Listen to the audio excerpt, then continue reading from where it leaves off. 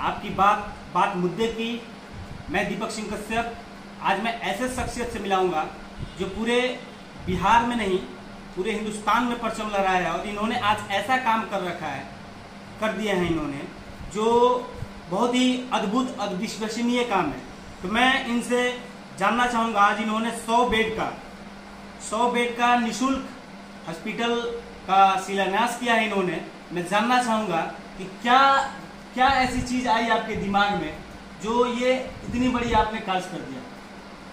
सबसे पहले मैं आपके चैनल को धन्यवाद ज्ञापन करता हूँ और साथ साथ मैं यह जो अस्पताल मैंने बनवाया, 100 बेड का अस्पताल बनवाया, बनाने का जो निर्णय लिया, उस या मेरे दिल में आया कि मेरे यहाँ, मैं ग्रामीण क्षेत्र से, मेरा अपना घर है, मैं ग्रामीण क्षेत्र से आता हूँ। यहाँ के लोगों को इलाज कराने में किसी को सांप काट लेता था, किसी को उल्टी दस्त होता था या किसी तरह का छोटा मोटा बीमारी होता था, तो यहाँ से दूर गोपालगंज जिले में जाने के लिए 24-25 किलोमीटर की यात्रा करना पड़ता था, जिसमें बहुत ऐसे गरीब लोग हैं जिनको एम्बुलेंस की व्यवस्था नहीं होती थी, पैसे की व्यवस्था न होता था, जिसके कारण उनका दम घुट जाता था। तो मेरे दिल में आया कि मैं, ऊपर वाले ने मुझे कुछ दिया है, तो मैं जनता की सेवा के लिए एक यहाँ अस्पताल का निर्माण करूँ, जिसमें मेरे तरफ से डॉक्टर फ्री, दवा का भी फ्री और एम्बुलेंस फ्री, एक्सरे से लेकर जो भी खून के साथ जांच होता है वो भी मेरे द्वारा फ्री किया जाएगा। और साथ साथ कैंप लगा के जो मोतियाबिंद का ऑपरेशन होता है उसमें लेंस लगाया जाता है। तो मैं लोगों का रजिस्ट्रेशन करूंगा, रजिस्ट्रेशन करने के बाद उनको मैंने आवेदन लूँगा, आवेदन लेने के बाद उतना लेंस की व्यवस्था करूँगा और उनका लेंस लगवाऊँगा और साथ साथ उन लोगों का चश्मा भी फ्री सेवा दूँगा, दवा भी दूँगा और 2-4-10 दिन 5 दिन उन लोगों को रख के यहाँ जो खाना पीना की व्यवस्था करना है उनका खाना पीना की व्यवस्था मैं करूँगा। और इसी सोच के साथ मैं आज के डेट में 100 बेड का अस्पताल का नींव शिलान्यास कराया और मेरा यही सोच है कि जनता की सेवा, जनता की भलाई हो। और साथ साथ मैं यहाँ के एक प्रतिनिधि भी हूँ। जनता ने मुझे बहुत वोट दिया। इस वोट के रूप में मेरा था कि मैं अपने पंचायत के लोगों को विशेषकर सुविधा करके एक अस्पताल के निर्माण कराऊँ कि मेरे द्वारा इस पंचायत के लोगों को शादी में, किसी लड़की की शादी में बर्तन देना, कपड़ा देना, खाने पीने का व्यवस्था देना, मैं शुरू आज 14 सालों से करते आ रहा हूँ।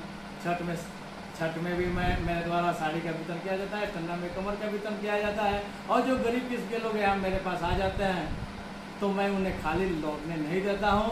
खासकर गरीब लड़की की जहाँ तक शादी होता है, मैं यह सोचता हूँ कि मुझसे धनी भी व्यक्ति कोई आ जाए और लड़की के नाम पर कुछ मांगे तो मैं उनको भी कुछ देने के लिए इच्छुक रहता हूँ कि उनको भी दूँ, क्योंकि एक गरीब न है, कोई गरीब व्यक्ति नहीं है, लेकिन वह लड़की की शादी का नाम रखता है तो मेरे दिल में आता है कि शादी के नाम पर लड़की क्या आता है तो मुझे भी कुछ देना चाहिए।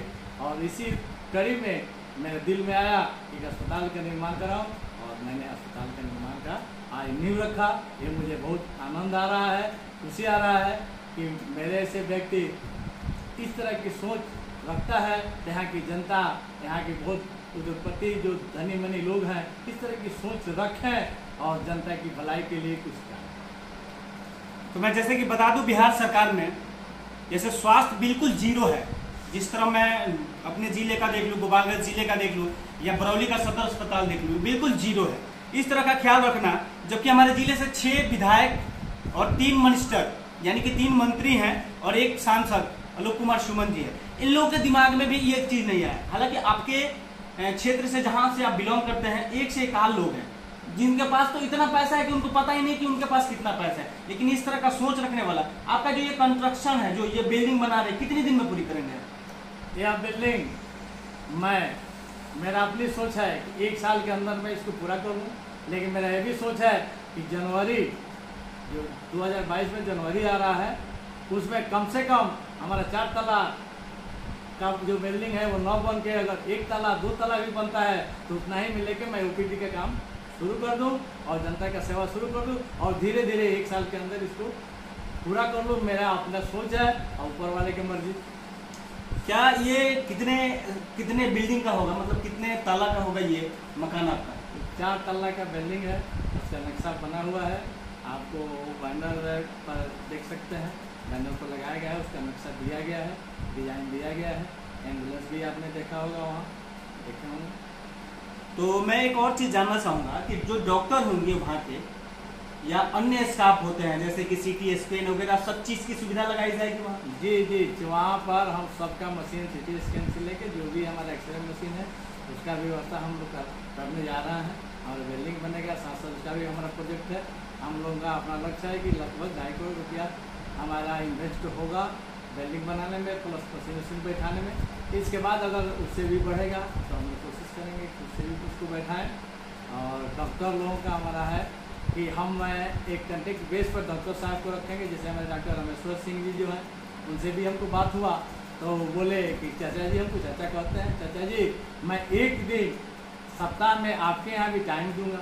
तो हम लोग बोर्ड एक बनवाएंगे, बोर्ड पर लिखेंगे कि फलाने डॉक्टर फलाने दिन को देखेंगे, फलाने डॉक्टर फलाने दिन को देखेंगे। और मेरे तरफ से एक डॉक्टर जो कि 60-70 हज़ार रुपया तनख्वाह दे के, अपने पॉकेट से उनको तनख्वाह दे के उनको हम रखेंगे और स्टाफ भी हम अपना अपने पैसे। तो ये एक बहुत बड़ी सोच है कि ये रोजगार भी दे रहा है, साथ साथ स्वास्थ्य भी दे रहा है और रोजगार भी दे रहा है। बहुत से मुझे लगता है कि 100 या 150 लोगों का मतलब रोजगार यहाँ उपलब्ध हो जाएगी। मैं जानना चाहूँगा, एक लास्ट क्वेश्चन है आपसे कि क्या आपके भविष्य में क्या आपके परिवार से कोई डॉक्टर बन के उस हॉस्पिटल में सेवा करेगा? अभी तो मेरे 3 बच्चे, तीनों बच्चे व्यवसाय में आ गए, क्या कि उस समय था। और मेरा उद्योग जो हरिओम फीड प्राइवेट लिमिटेड है, मुर्गी बच्चा है, पशु आहार है, दवा का काम है, उसका बर्तन यानी माने पोल्ट्री का ये से लेकर जेब तक जो काम है उसमें मेरे तीनों बच्चे इंक्लूड हो गए। और मेरे आने वाले पीढ़ी में नाती पोता जो हैं उन लोगों का मैं कोशिश कर रहा हूँ कि इन लोगों को मैं डॉक्टर बनवाऊँ, किसी को अच्छे पोस्ट पर लगाऊँ। और एक मेरी पोती है, उसका भी सोच है कि मैं पढ़ के डॉक्टर बनूँ और मेरा भी इच्छा है कि वो डॉक्टर बने। मेरे पोता लोग आगे भविष्य में जो आएगा वो होगा, तब तक मैं बने हुए जो डॉक्टर हैं उन्हीं से सेवा करूँ। मैं फ्यूचर की बात की थी। और एक और सवाल लास्ट में मैंने छोड़ दिया था, क्या आप भविष्य में राजनीति की तरफ, मतलब जैसे कि एमएलए और ये विधानसभा के चुनाव और क्या बोलते हैं लोकसभा के चुनाव की तरफ झुकाव करेंगे? तो समय बताएगा, लेकिन अभी हमारा अपना सोच है, मेरे बच्चों लोगों का सोच है कि मैं आज बरौली उप प्रमुख के प्रतिनिधि के रूप में यहाँ उपलब्ध हूँ और अब की बार ही चुनाव इस पंचायत में उप प्रमुख या प्रमुख के लिए लड़ूँ। अगला चुनाव जो आएगा, समय अगर साथ देता है, जनता मेरे साथ होगी, तो अगला चुनाव लड़ा जाएगा। या फिर दिल में मेरा कभी कभी ये भी बात आ रहा है कि मैं चुनाव न लड़ के समाज सेवा हूँ करूँ। क्या कभी कभी यहाँ की जनता प्रश्न उठा देता है, कहता है कि जितना भी सेवा करते हैं, लोगों को साड़ी बांटते हैं, लोगों का मदद करते हैं, तो वोट के लिए करते हैं। उसमें भी जनता ही कह देता है किसी किसी को, क्या बाबा धाम में जाकर शिविर लगाते हैं, बाबा धाम में सेवा करते हैं, क्या बाबा धाम में वोट मांगने जाएगा, वहाँ पर भी जाकर वोट मांगेगा। जनता ही उन लोगों को जवाब देता है। लेकिन मेरा सोच है समय आएगा तो उसको विचार किया जाएगा, लेकिन अभी खास कोई उस तरह की बात ना है। जनता की सेवा ही मेरा सबसे बड़ा धर्म है। क्योंकि आज जो बोर्ड मेरा लग गया है, ये अस्पताल का जो मेरा बोर्ड लगा है, मेरा फोटो उसमें लग गया है। मैं कल रहूं या न रहूं, जब तक अस्पताल रहेगा तब तक मेरा फोटो रहेगा, यही कम है। बहुत बड़ी सोच है आपकी। और मैं जानना चाहूँगा, क्या सरकार की तरफ से कोई मदद मिल रही है आपकी, जैसे कि पैसे की मदद या किसी प्रकार की मदद इस हॉस्पिटल को पूरा करने में? अभी तक तो मदद नहीं मिल रहा है और मुझे अभी मदद की ऊपर वाले दिए हैं, मदद की ज़रूरत भी नहीं है। अगर कोई आके सामने आके अगर कोई मदद करता है, जैसे कि बहुत लोग ट्रस्ट चलाते हैं, क्या आपके पास भी कोई ट्रस्ट है? नहीं, अभी तो ट्रस्ट नहीं है। भविष्य में ज़रूरत लगेगा तो उसको किया जाएगा। जैसे बाबा धाम में हम सेवा करते हैं तो वहाँ पर बहुत बड़े बड़े लोग आते हैं, कहते हैं कि 1 लाख हमारा भी ले लीजिए, 1 लाख ले लीजिए, 2 लाख ले लीजिए। लेकिन मैं कहता हूँ कि नहीं, मैं आपको 1 लाख ना 5 लाख देना है, लेकिन मैं दाल भात और सब्जी खिलाता हूँ तो आप उसमें डबल सब्जी कर दीजिए, पापड़ तेल जोड़ दीजिए, फल कर दीजिए, लेकिन जितना मैं करता हूँ उसमें प्लस करके कर दीजिए। लेकिन मैं जो करता हूँ, मैं सोच कर आया हूँ वो उतना करूँगा। अगर इसमें भी किसी व्यक्ति के द्वारा अगर कुछ देने की इच्छा जगेगी तो मैं 100 बेड की जगह 150 बेड करके उसको कराऊंगा। लेकिन 100 बेड मेरी इच्छा है, मेरे पास उतना है कि मैं 100 बेड का अस्पताल चला सकता हूं, इसमें किसी की ज़रूरत न है। लेकिन अगर कोई देता है तो मैं 100 से 150 200 बेड का भी अस्पताल बनाऊंगा। एक एम्बुलेंस मैंने दिया है, कोई 2 एम्बुलेंस चाहता है कि एक और एम्बुलेंस दे दें तो वो तो स्वागत योग्य है, बहुत उनका। और एक और सवाल कि क्या जो क्षेत्र जैसा है, क्या आपके पंचायत का लोग इसमें इलाज करवा सकते हैं, क्या किसी जिले का या किसी ब्लॉक का? सबसे बड़ी चीज़ है कि मेरे घर के पास भी बहुत बड़ा ज़मीन है, मेरे घर के बगल में भी बहुत अच्छा खासा ज़मीन है, उसका बाउंड्री वाउंड्री करके सब पूरा अप टू डेट था। लेकिन मेरे सोच में आया कि मेरा घर से बरौली बहुत नज़दीक है और मैं जहाँ ये अस्पताल के निर्माण करने जा रहा हूँ वो NH से 1.5 किलोमीटर की रोड पर, मेन रोड पर है।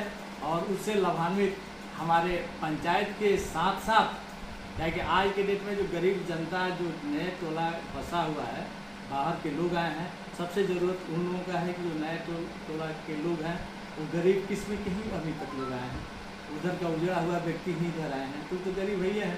साथ साथ उसके बगल में सार गाँव है, पिपरा गाँव है, वहाँ आपको सोडोमा से लेके रामपुर जितना भी लोग हैं उस सब लोग के रूट पर पड़ता है, सरफरा से लेके। और इधर साइड में जाइए, उत्तर साइड में चले जाइए, दक्षिण साइड में चले जाइए तो खजूरिया से लेकर सेरिया, इसमें पूरा इस सब लोग का रूट पर वो ज़मीन है। इसीलिए मैं घर छोड़ के उस जगह को चयनित किया कि वहाँ पे उसका लुक हो और वहाँ पर जनता आए। और मेरा ये सोचना है कि मेरे ही घर के, मेरे ही पंचायत के लोग, मेरे अगल बगल के लोग भी उसमें इलाज कराएँ। एक 100 बेड का अस्पताल है और भगवान न करें कि मेरे यहाँ के लोग से ही 100 बेड भरा रहे, तो भगवान न करें बाहर के लोग को यहाँ आए, क्या भी स्वास्थ्य है। अच्छा, एक चीज़ और छूट गया है, मैं जानना चाहूँगा, जो सरकार है, सरकार ऑक्सीजन में बोल रही थी कि इस बार जो कोरोना काल आया हुआ था, हालांकि ये दूसरा था, इसमें एक भी डेथ नहीं हुई है। क्या ऑक्सीजन के बारे में भी आपका कोई झुकाव है? हाँ, ऑक्सीजन के बारे में मेरा ये झुकाव है कि पहले मैं 100 बेड का जो यह अस्पताल बनाने जा रहा हूँ, उस बोर्ड पर लिखा हुआ है, आप देखे भी होंगे, कि वहाँ ऑक्सीजन की भी व्यवस्था हम लोग करेंगे।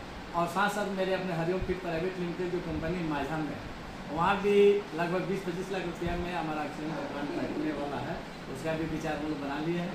और इस कोरोना काल के पीरियड में मैं वहाँ भी अपना एक ऑक्सीजन का प्लांट बैठाने का प्रोग्राम बन चुका है। हो सकता है कि अस्पताल तैयार हो, साथ साथ हमारा ऑक्सीजन प्लांट भी। जी धन्यवाद। और ये थे जिले के महान शख्सियत जिनसे मैं रूबरू हो रहा था। चैनल को सब्सक्राइब करें और फॉलो करें। धन्यवाद।